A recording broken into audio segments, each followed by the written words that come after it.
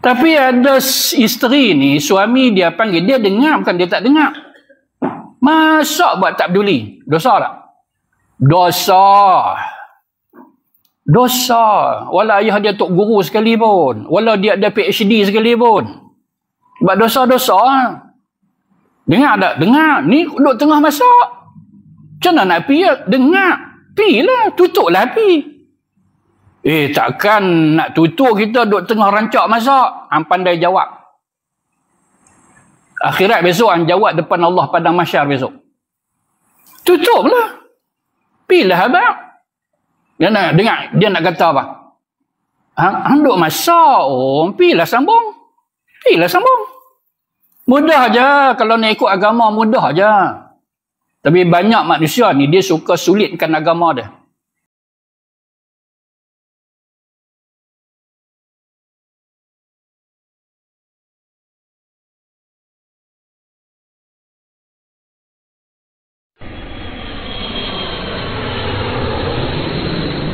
Hadis ni sebenarnya panjang.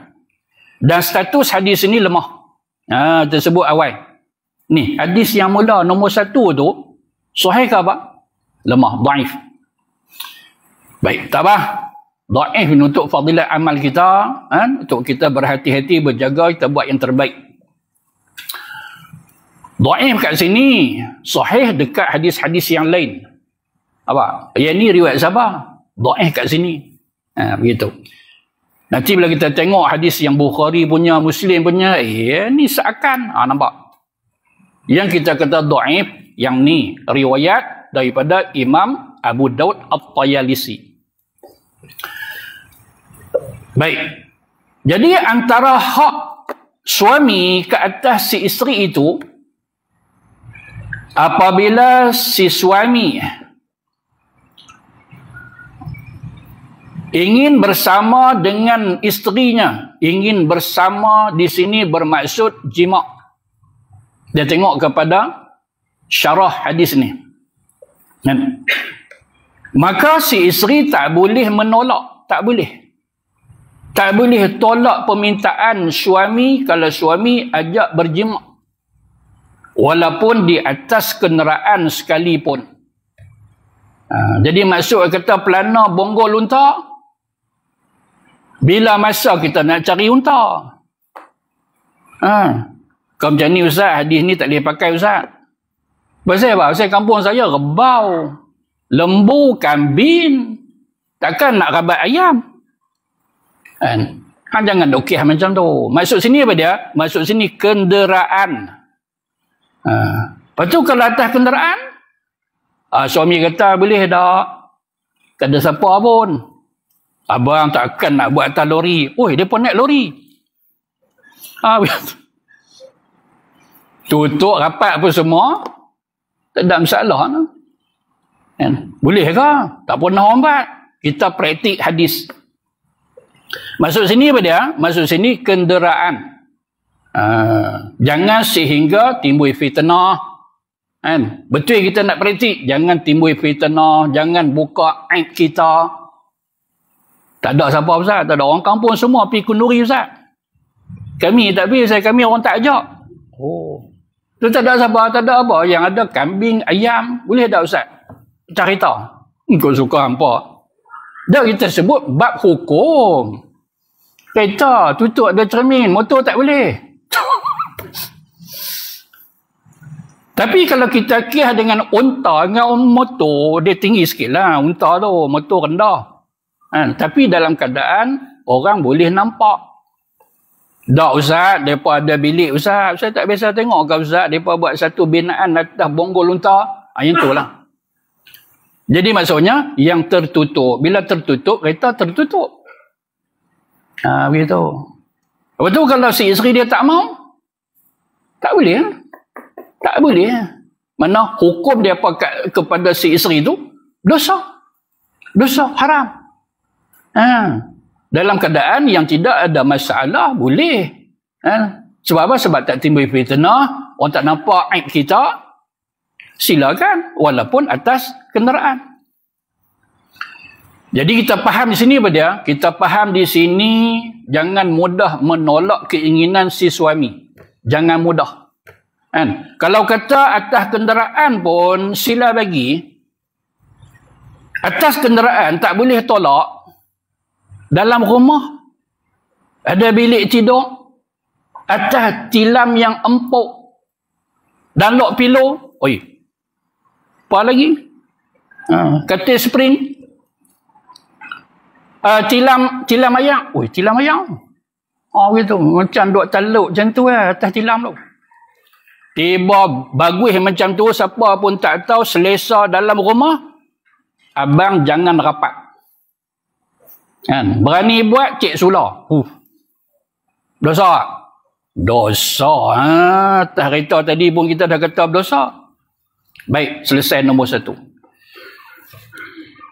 Yang kedua, dan pada satu riwayat, Nabi SAW bersabda, "Idza da'a ar-rajulu zawjatahu li hajatihi falta'tihi wa in kanat 'ala at-tannur." Sini 28, rawahu al-Bukhari wa Muslim wa Tirmizi wa qala hasanun gharib. Baik, maknanya pada hadis ini dikatakan oleh siapa ni? Oleh penterjemah Abdul Ghani Jabal Maraqi. Dia kata apa sini? Kau tengok kepada kitab asal, tak ada nota kaki ni. Nota kaki ni Syekh Nawawi ke? Nota kaki daripada Ustaz Abdul Ghani, orang Kelantan. Bukit Marak. Bukit Marak tu. Kata Jabal Maraqi Ustaz. Jabal tu bukit. Begitu. Dia pergi Mekah, dia pergi cari. Ini ada tak Jabal Maraqi? Orang Arab pun pening pala. Bila masa hang buat Jabal tu. Rupa-rupanya Jabal tu bukit. Bukit Marak, Kelantan. Gitu, baik. Jadi, apa yang sebenarnya? Sebenarnya dalam Bukhari Muslim tidak ada riwayat ini. Ini yang sebenar. Yang ada dalam kitab Imam Tirmizi, hadis ni. Dan Imam Tirmizi tak kata pun hasan gharib. Bahkan Imam Tirmizi kata pada hadza hadisun hasanun sahih. Jadi saya tak tahu. Saya tak tahu Ustaz Abdul Ghani ni dia ambil mana hasan gharib. Sedangkan Imam Tirmizi kata sendiri hasan sahih. Baik.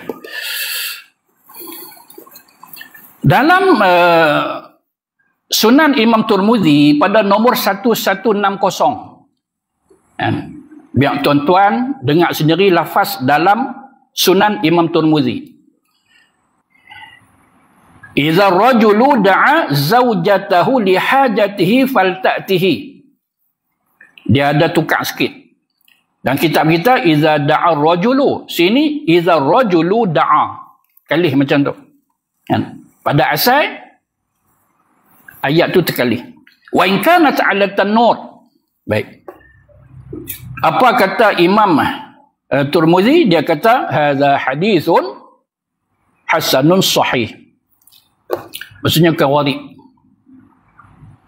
Dan Imam Ahmad pun ada juga keluar hadis yang sama, 16331. Sedangkan dalam Bukhari Muslim, iza da'ar rajulu imra'atahu. Kat sini yang dia kata, Bukhari Muslim pun ada hadis ni. Tapi jangan baca yang depan. Baca sampai habis. Semua lafaz tu ada. Iza da'ar rajulu imra'atahu ila firashihi fa'abat fabata ghadban 'alayha la'anatha al-malaikatu hatta tusbiha. Nampak? Lain sungguh. Jadi berartinya tak sepatutnya letak di sini riwayat Bukhari Muslim. Kalau rasa nak ambil riwayat sebab riwayat ni kuat, tak nombor yang seterusnya. Bukan campur sekali dakwa kata Bukhari Muslim pun keluar hadis yang sama. Bukan hadis yang sama. Baik. Maka hadis ini adalah hadis kategori yang sahih. Riwayat daripada Imam Tirmizi rahimahullah ta'ala. Artinya, Apabila seorang lelaki, maksudnya suami, memanggil isterinya kerana hajat, maksudnya untuk berjima, untuk bersama dengan dia. Berjima ni bahasa Arab, tapi semua maklum. Semua tahu, tak payah Ustaz terjemah. Buat malu dengar. Mengaji tak boleh malu. Kan? Mengaji duk malu, mengaji macam mana? Dia dah faham tak apalah. Jadi, suami dia panggil isteri dia untuk berjima. Maka macam mana cara panggil dia? Lain keluarga, lain style. Ui, dia ada style. Keluarga ni dia panggil isteri dia. Macam tu bunyi. Macam bunyi cicak. Oh, nak pula. Ada keluarga lain, kuku. Dok kuku 5 kali dah. Uish. Tak apalah. Dia faham tak? Dia faham. Kalau dia tak pergi, kalau dia tak tunaikan hajat suami dia sebab dia tak faham, dosa. Mana nak berdosa. Begitu. Jadi dia tahu ini panggilan untuk bersama dengan dia. Maka hendaklah ia datang kepadanya. Isteri kena datang kepada suami. Sebab apa? Suami dah panggil. Kena mai. Walaupun ia, maksudnya isterinya itu berada di atas dapur roti sekalipun. Bukan duduk atas dapur, terbakar punggung dia. Duduk tepi dapur. Duduk tengah masak. Sekalipun duduk tengah masak, suami dia panggil. Kan? Suami dia tahu tak dia duduk masak? Tak tahu. Patut dia panggil. Dia tak tahu. Patut dah panggil. Pilah. Abang pasal apa abang? Jom. Cik duduk tengah masak. Oh, awak hantar abang. Pilah masak.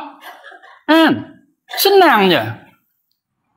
Tapi ada isteri ni, suami dia panggil. Dia dengar, bukan dia tak dengar.